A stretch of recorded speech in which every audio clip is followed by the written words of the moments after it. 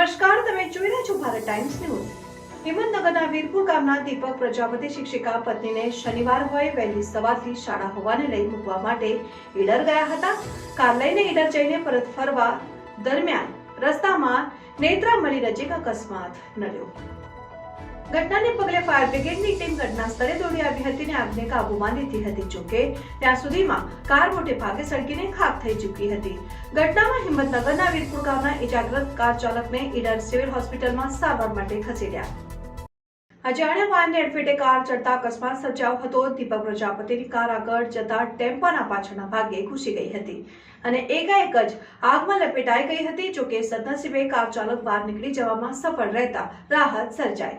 જોકે આખી કારને લપેટે લેતા સળગીને ખાખ થઈ ગઈ હતી।